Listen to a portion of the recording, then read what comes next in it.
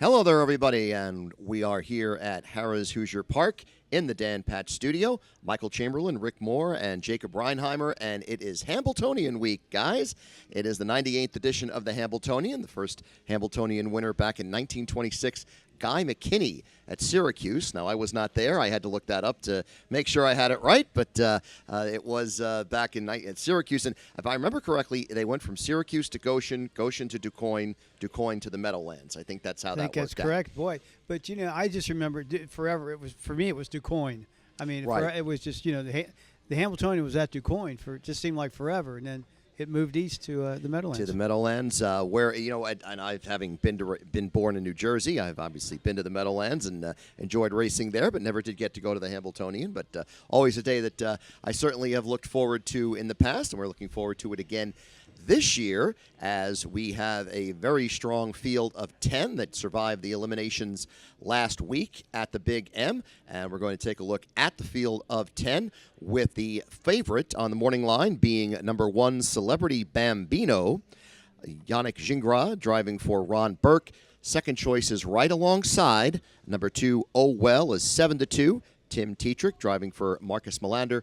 And the third choice is the 4, Winner's Bet.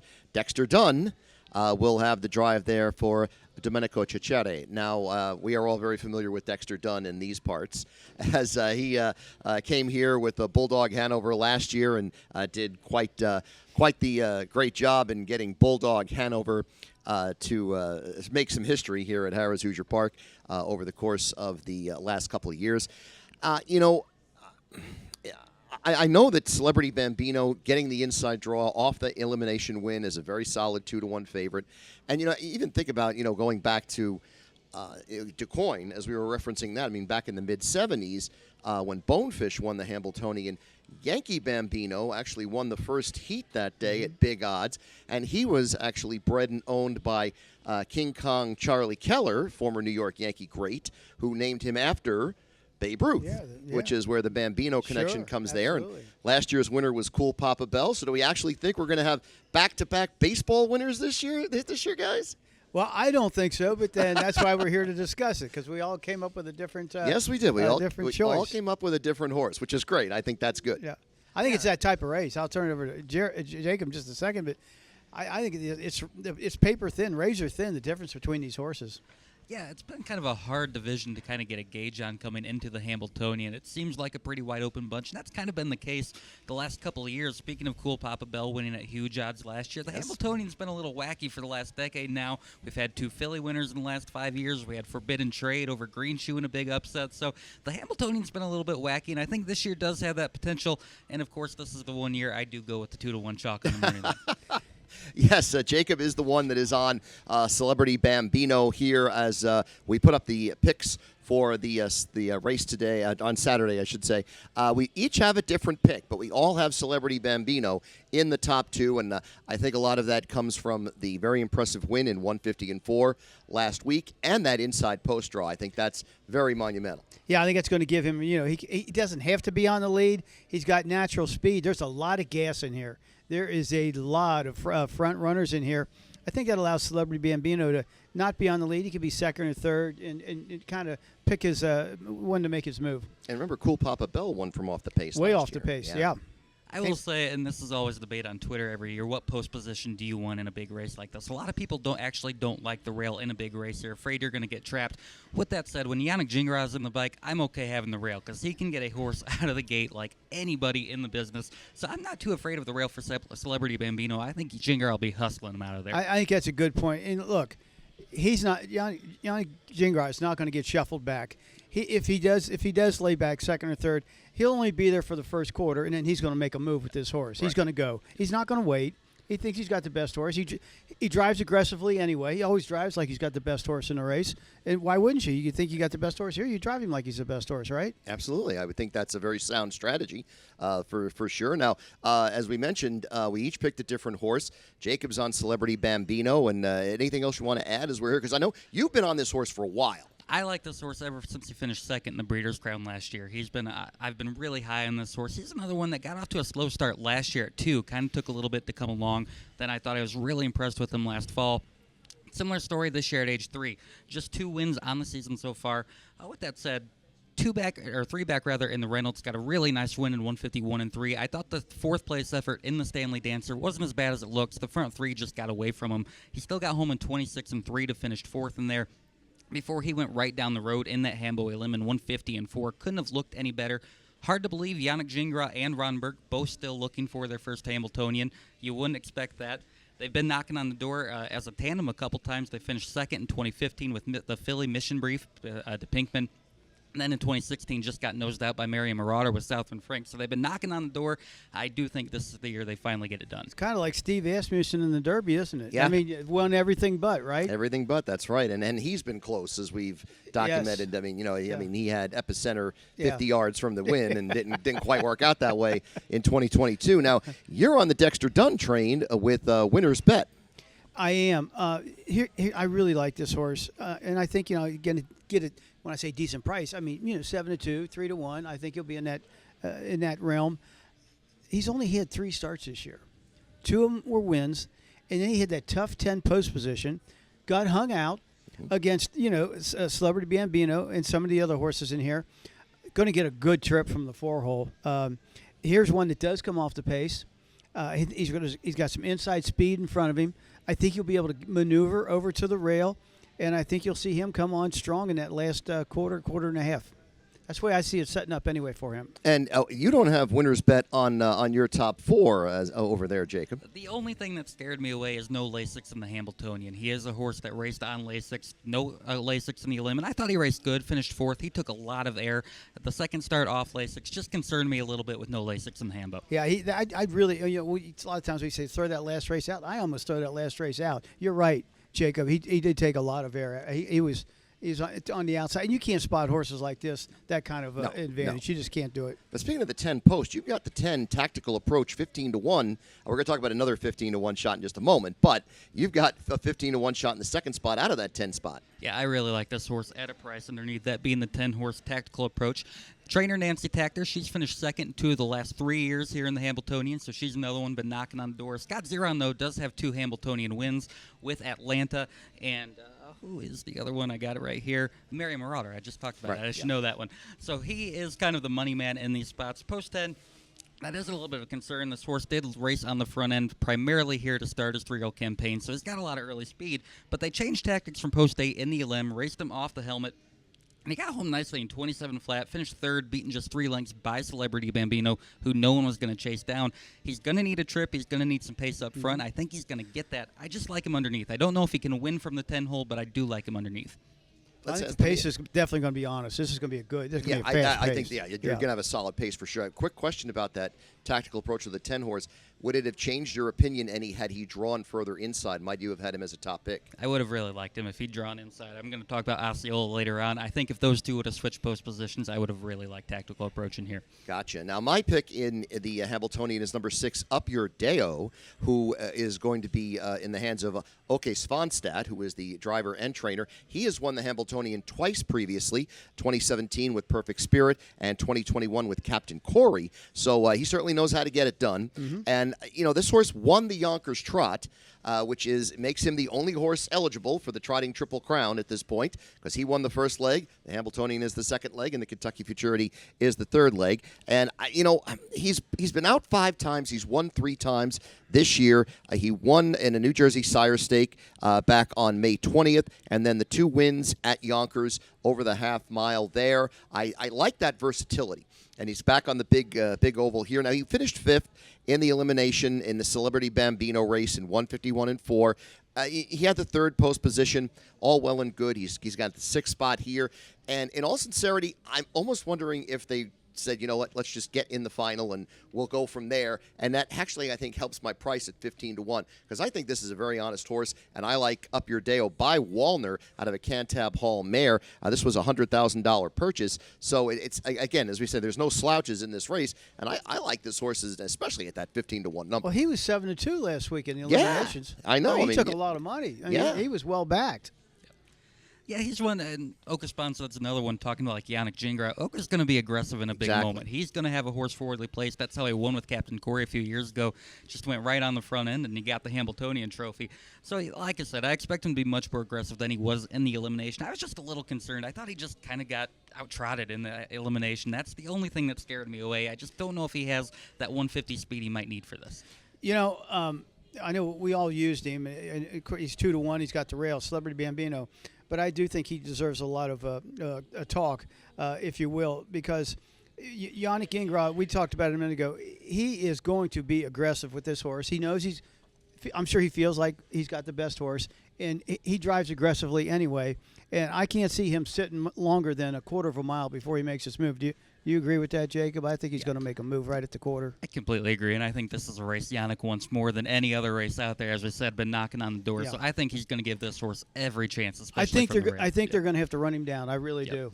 And if that's the case, that may be much more difficult. But, you know, the thing we talked about here a little bit is that we're going to have a solid pace. So if there's a lot of horses that go, and Celebrity Bambino is part of that early, and it gets a little bit, fast and a little fractious, that could really influence how this race turns out. That's kind of why I went with winner's bet, Michael, just because I thought there would be so much gas up front. And I know, I know Yannick's not going to sit, and he's got a clock in his head, and he's going to go. I mean, he's like I said, I think he's got the best horse, and he's going to say, "Come and get me if you think you can get me." And I'm thinking the same thing with my pick, Up Your Deo, because he doesn't go to the front. I mean, he kind of sits mid-pack, a little bit. And I think that if he works out the perfect trip, and I certainly think Åke Svanstedt can work out the perfect trip, I think that certainly makes him a viable candidate. Another horse that Jacob and I used, Michael, that you didn't, but it's number 2, is Oh Well, and I think he's perfectly positioned. I think Tim Tetrick will maybe take a look and see what Yannick is doing. If Yannick doesn't leave quickly, I think Oh Well will. I think one of those two will be leading into the first turn. What do you think, Jacob? Yeah, Owell's an interesting horse for me. He's one I think is going to be a factor. I think he's one he's going to hit the board. But since he won that Mohawk Million last fall, he's only won one race, that being the Stanley Dancer 2-back. Couldn't have looked any better doing that. Tim Tetrick put him right on the front, went 51-2. Then went first over in the Hambletonian limb on Point of Perfect. Just couldn't get by him in the stretch. I thought he raced well. Tim Tetrick in the Hambletonian, a little bit of an interesting history. He does have the win in 2012 with Market Share. He's finished second 3 times. Otherwise, it's been a little bit of a cruel race to the Bionic Man. I think this horse is going to be a factor. He's just been a little camera shy ever since winning that Mohawk Million. That's the thing with Oh Well that kind of shied me away from him was that seconditis. He's been out 6 times this year, second 5 times. Mm-hmm. He's been in 14 career races, 5 wins, 8 seconds. Mm-hmm. I don't want to say, he doesn't like to win, but it certainly seems like he finishes second an awful lot. And they've been with perfect trips, though. He's either been on the front end or getting the pocket trip, and he just can't seem to quite get it done. I thought the Stanley Dancer, a lot of people thought this is where he turns the corner, and then just couldn't get the job done first up in the Hambo limb, but he's got the ability. It's just whether he's going to do it and go by that last horse. And I would point out he was 3-5 in that elimination race last week. Right. I mean, so there's a lot of other people thought he was going to get it done too. And to your point, Jacob, I do think he's going to get another perfect trip. I really do. Now, whether he's good enough to win, we'll see. But I think he's going to get a perfect trip. Marcus Melander, another big-time trouting guy, still looking for his first Hambo. He's finished second a couple times. Last year with the filly, Joviality. Then he also finished second with Green Shoe, was a big favorite in 2019. So he's still been knocking on the door, and he's always kind of like Åke Svanstedt. He's going to have some of the top trotters in the country. One horse we haven't discussed yet, but Rick and I both have in the selections is the horse that won that Oh Well elimination last week. Number 5, Point of Perfect. David Miller driving for Ron Burke. Wouldn't it be something if Burke got the Hambletonian with the horse that everyone doesn't think it's going to be? Because doesn't that work out that way so many times, though? Oh, so many times. I mean, and I the certainly other think half this of horse, that uncoupled entry, yeah, right? Yeah, and it always, and this horse has won 2 in a row. It won the Tompkins on July 22nd, and then was 151-2 at 16-1. 16-1. I might point out in that elimination. And 7-2 the week before. Yeah, I mean, this horse certainly, he's 6-1 on the morning line. Let's put that up there with the, by Wallner out of a Muscle Hill mare. So certainly the breeding is immaculate. So, all 3 wins have come this year, and they've all come since July 1st. This horse is really on a good run right now. And he got the money man driving him. David Miller. Yeah. I mean, think when the money's down, I think I think Point of Perfect's a very live horse. I do too. I agree with you. Yeah, it'd be interesting, what were some of his preps leading into the Hambletonian? Well, non-winners are 2, 3, and 4 back. Well, That's kind of how he was getting ready. But no, he couldn't have looked any better in that Hambletonian elimination, 151-2. Yannick, another one, just put him right on the front, went right down the road. Picks up Dave Miller. Ron Burke and Dave Miller thought they had a Hambletonian for a little bit with What the Hill before he got taken down. A little bit of, tough luck there. Dave Miller's still looking for his first Hambletonian. That's hard to believe. The guy who's won absolutely everything, won a pacing Triple Crown. He's won everything. One of the richest drivers ever in harness racing. Still looking for that first Hambletonian. That's kind of the running theme in this year's Hambletonian. Yeah. A lot of guys still looking for their first one. Hey, tell us about Osceola. You use Osceola. You're the only one of the three of us that use Osceola. Tell us what you saw there. This is a little bit of a high-risk, high-reward pick here underneath that 12-1 on the morning line. 14 McNair. Doug McNair making his first start in the Hambletonian. He's won the Breeders' Crown, though. He's a very, very good driver up in Canada. This horse has all kinds of ability when he minds his manners. When he minds his manners, he's got speed for days. Finished third, splitting horses late in that point of perfect Hambletonian limb. Really caught my eye because he was loaded trying to get through traffic in the stretch last time out. If he trots, he can absolutely be a factor, maybe be that cool Papa Bell type horse to get at a big price. It's just you never quite know when he's going to trot or not. And the other horses in the field that we have yet to mention that are at pretty big prices here, Southwind Coors, number 7 is 20-1, was 50 in the elimination, but prior to that, did win the Good Times up at Woodbine on June 17th. The 8 French Wine, Andy Miller, driving that one for Julie Miller, was second behind Celebrity Bambino at odds of 32-1. In that a limb last time out is 12-1 in here.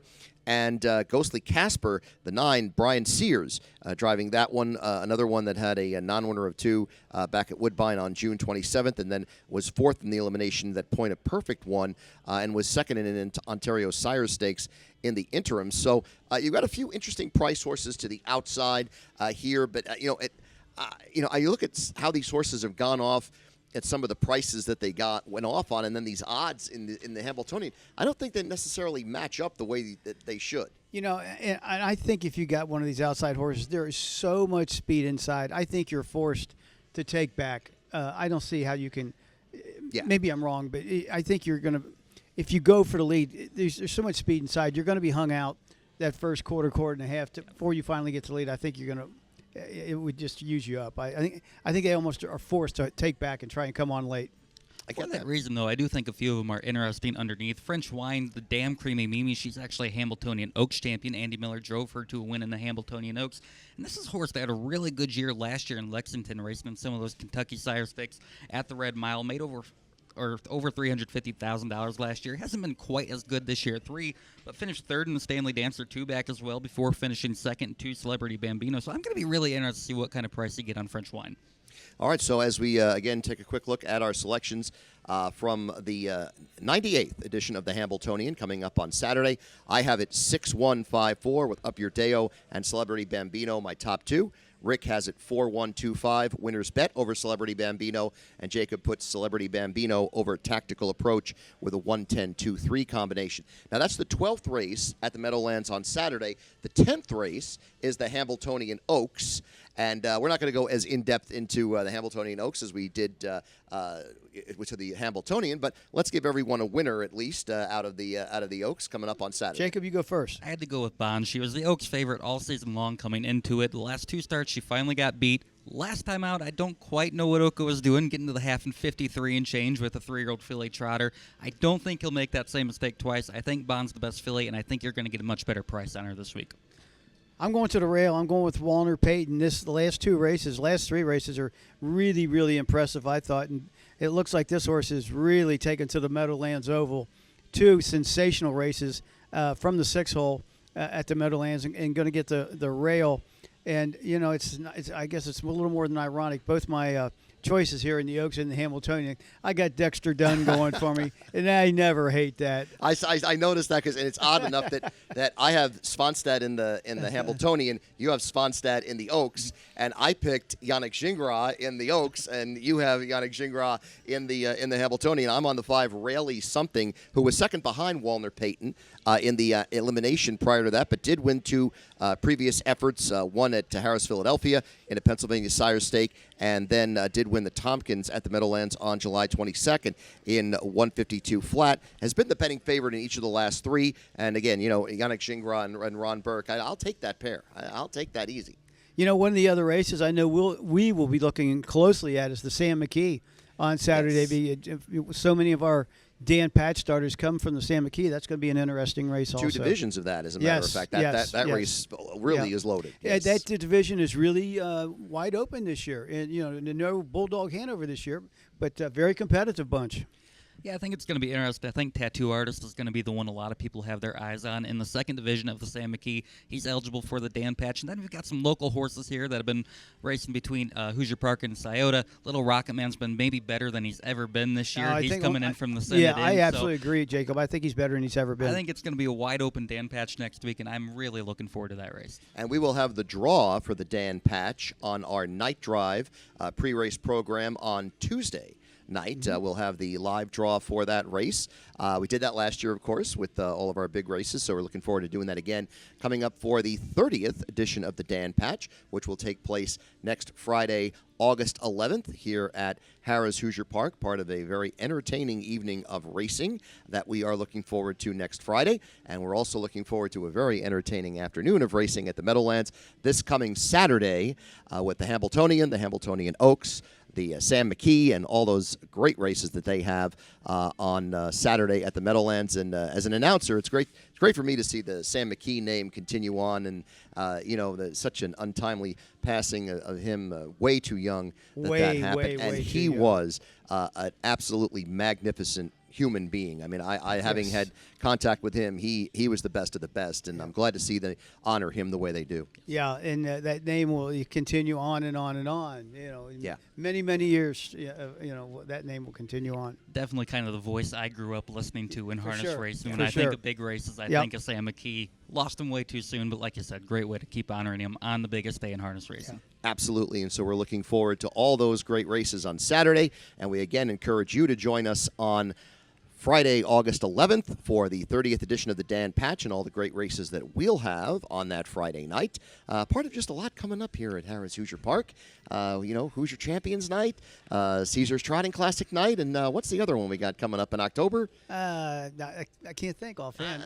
Breeders something? Yeah, the Breeders' Crown. That's right. Maybe, That's going to be here too, October 27th and 28th. So we're keeping ourselves busy. And for sure. our championship season really starts next Friday with the Dan Patch, because after that it's pretty much stakes races every weekend. And we are looking forward to that championship season coming, and it's going to be fast and furious, and we are going to do our best to make it the best that we can make it, and we are looking forward to that very much. And we want to thank you for tuning into these videos that we do. We did the Triple Crown Series earlier this year. We're going to do the Travers when that's coming up a little bit later on during the Saratoga season, and we have enjoyed presenting our thoughts on the Hambletonian to all of you out there. And again, we thank you very much for watching. For Jacob Reinheimer, Rick Moore, I'm Michael Chamberlain, wishing the best of luck to you all.